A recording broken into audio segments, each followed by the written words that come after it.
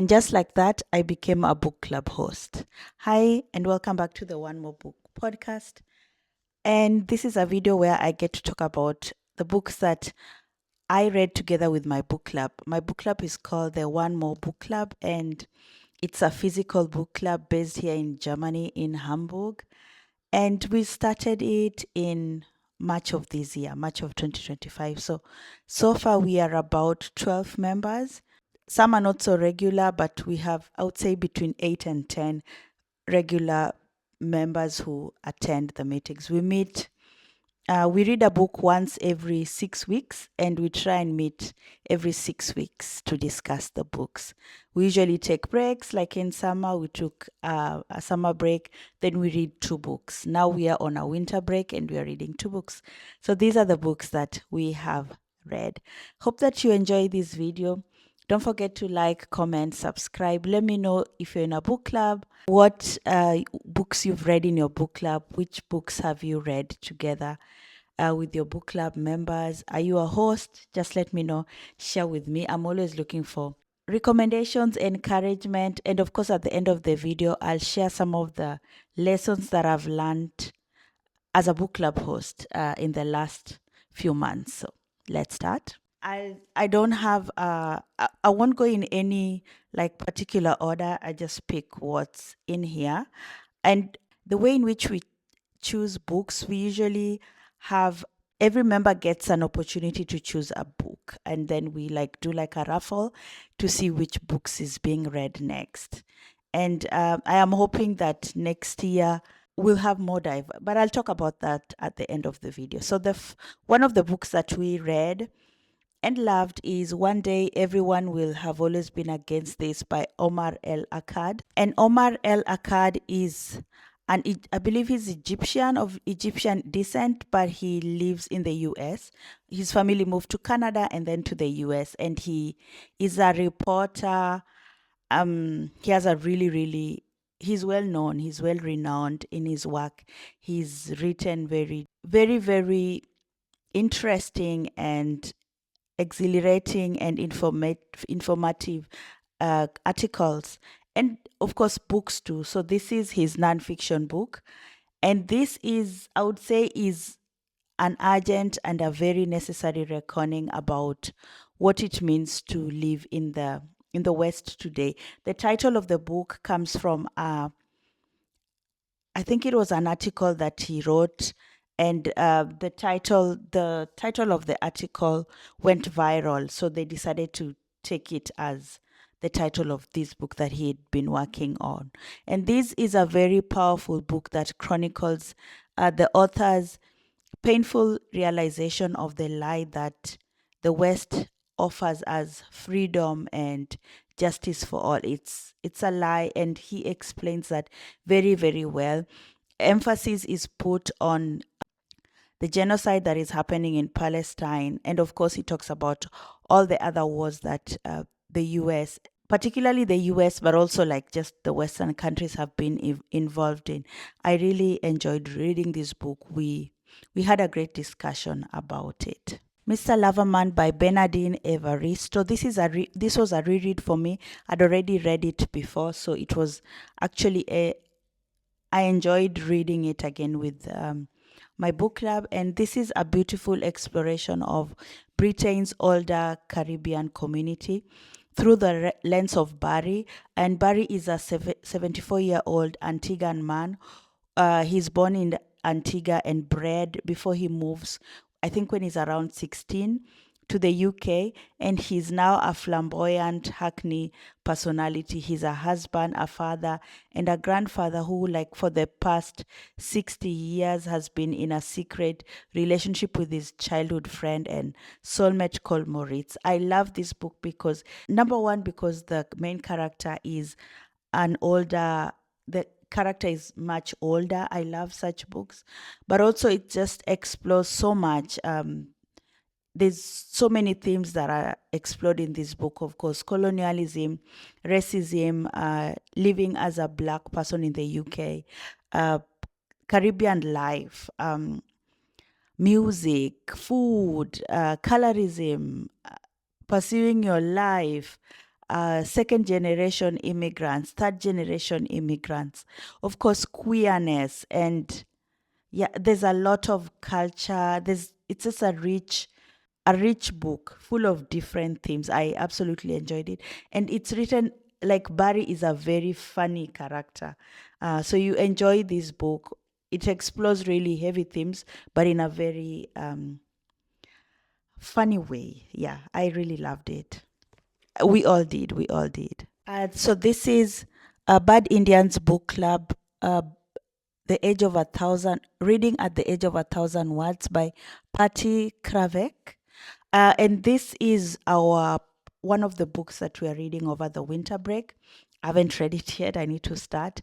And this book originated from a list of books that the author made for a friend who was seeking to understand Indigenous life. So this is how the book started. And the list became a book club and then turned into a podcast about a year of indigenous reading, and then this book was like the baby of all this. And so I just love how a book starts, the story of how a book starts, and how it develops. And I'm really looking forward to reading it. It came highly recommended, and actually I think we picked it up for November, which is a Native American Reading Month, but we never managed to talk about it. So we'll talk about it in January when we meet again. On Earth We Are Briefly Gorgeous by Ocean Vuong. This was also a reread for me. I'd already read it, I think, last year. And this book is in the form of a letter from a son to a mother who cannot read. It's written by the narrator, who is referred to as Little Dog, who is in his late 20s. He's an Asian young man of Vietnamese descent. And the letter unearths the family's history that began way back before he was born, a history whose epicenter is rooted in Vietnam. So there are all these themes: the Vietnam War, immigration, life in the US, life living in a small town, what it means to be part of the working class, being an immigrant, being queer. It addresses so many themes. Of course, the book is it's very heart shattering. Like, it doesn't shy away from really painful themes, but it's a very important read. I really enjoyed it. We all did. Black in Blues: How a Color Tells the Story of My People by Imani Perry. In this book, the author examines race and blackness by using the world's favorite color, which is blue. I never knew that. A journey that is very riveting and emotional and cultural and spiritual. I haven't read this. It's also part of our winter break read. So I'm hoping to read it in the new year. Then I will definitely come back with a review, but it's also very highly recommended. This is The House of the Spirits by Isabel Allende, and it is translated from, let me just confirm. Translated from the Spanish by Magda Bogin. So in this book, the book revolves around a family saga that spans 4 generations, and this saga includes a very memorable but often eccentric cast of characters that includes men, women, and also spirits. So we see how these groups of individuals meet together in this house. Actually, there are different houses, but there's one main house where there are spirits, where the spirits exist. This is my second Isabel Allende book. I read Violetta, which I really liked, but I kind of felt like, because this was written before Violetta. So I kind of felt like after reading Violetta, there were a lot of similarities with this, which made me not really enjoy it that much. And then the claim about the spirits are not really spiriting, if I can put it like that. there's not just a lot of spirits, or I went in expecting like the cover and what is written at the back, um uh, it wasn't as absorbing and exhilarating as I wanted to be. So this was a miss for me. The Midnight Library by Matt Haig. This is a very, very hyped book. I find it to be very overhyped. Overhyped book, especially on Book Talk or even here, everywhere. People like this. I didn't.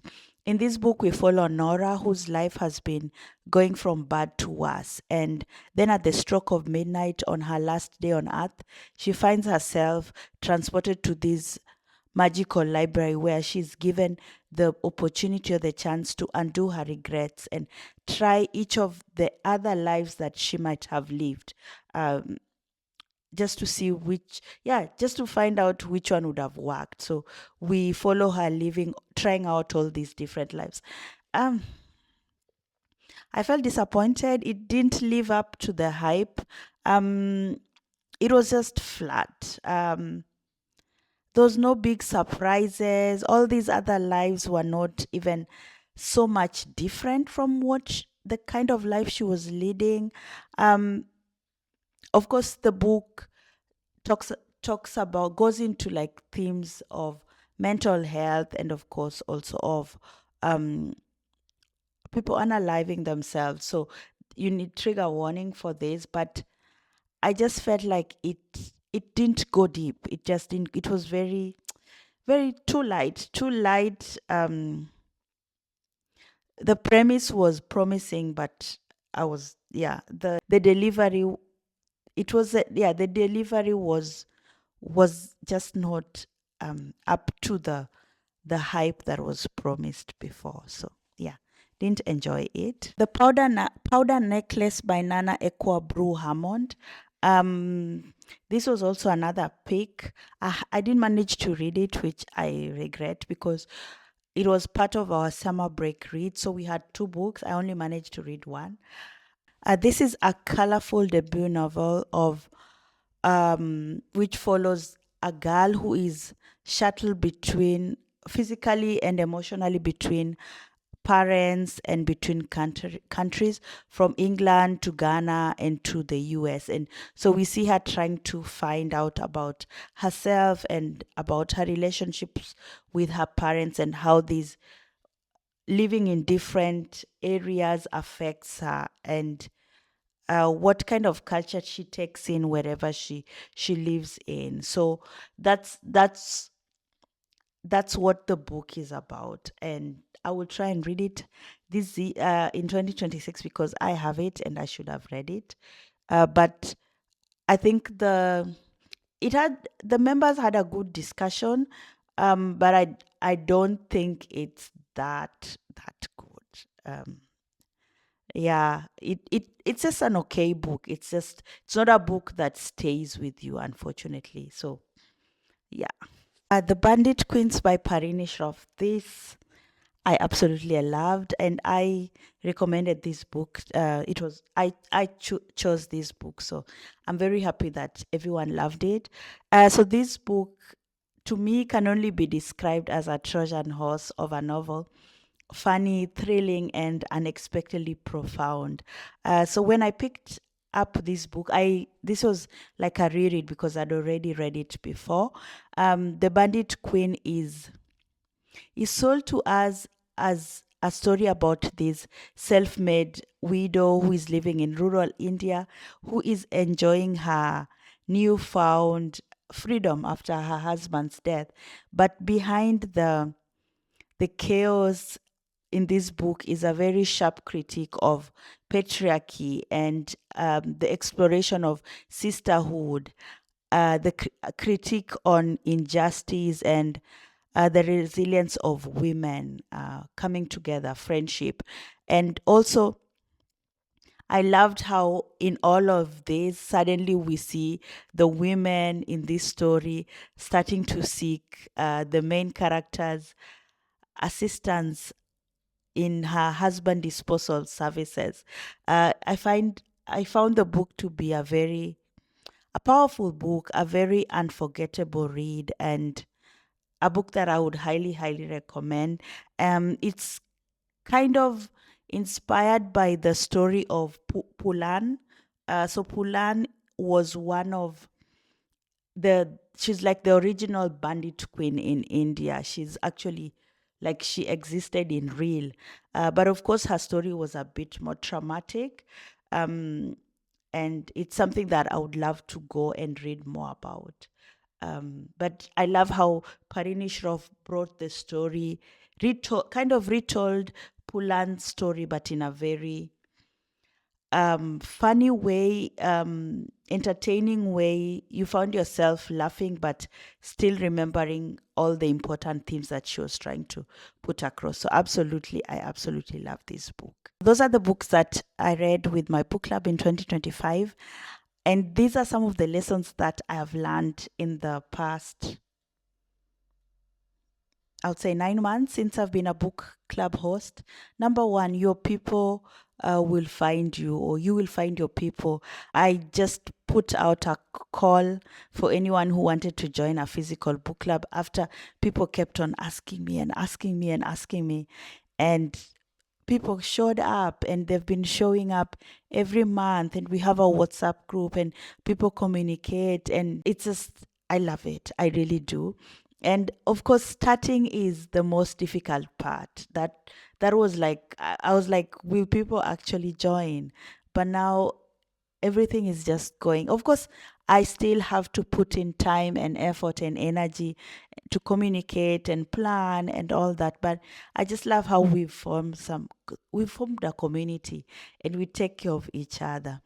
And something else that reminded me of, kind of encompasses this whole experience, is something that Chelsea Fagan of the Financial Diet says: the cost of community is inconvenience. So there's scheduling, there's planning, there's taking time, there's reading, there's chatting in the WhatsApp group, having separate chats, all that.